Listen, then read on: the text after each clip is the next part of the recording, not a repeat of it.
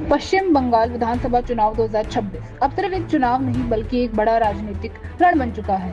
294 सीटों पर होने वाले इस चुनाव में 23 और 29 अप्रैल को वोटिंग होनी है, लेकिन उससे पहले ही सियासत अपने चरम पर है।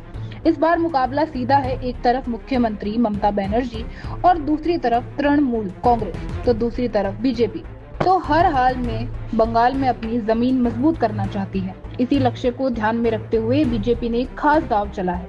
राजस्थान में अपने अनुभवी नेताओं की पूरी टीम बंगाल में उतार दी है। इसे अनौपचारिक तौर पर राजस्थान बीजेपी टीम कहा जा रहा है। इस टीम की कमान केंद्रीय मंत्री भूपेंद्र यादव को दी गई है और पूरे चुनाव मैनेजमेंट को देख रहे हैं। सबसे ज्यादा नजर जिस सीट पर है वो है भवानीपुर, जहां बीजेपी ने ग्राउंड मैनेजमेंट की जिम्मेदारी राजेंद्र राठौड़ को सौंपी है।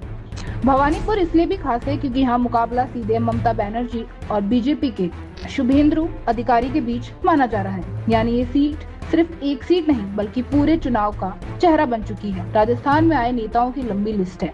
कैलाश चौधरी, CR चौधरी, अरुण चतुर्वेदी, अशोक परनामी, दशरथ सिंह शेखावत समेत कई बड़े नेता अलग अलग सीटों पर काम कर रहे हैं। इसका काम साफ है, बूथ मैनेजमेंट मजबूत करना, कार्यकर्ताओं को एक्टिव करना और बीजेपी के पक्ष में माहौल बनाना। राजनीतिक तौर पर सबसे बड़ा फोकस मारवाड़ी वोटर्स पर है।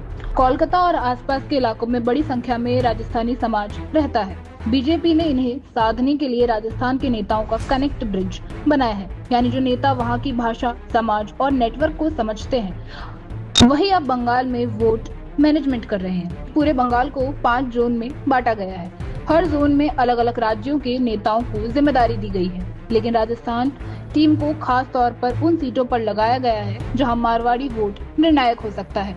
बीजेपी की रणनीति साफ है, ममता बनर्जी के आउटसाइडर वाले नैरेटिव को जवाब प्रवासी एकता से देना।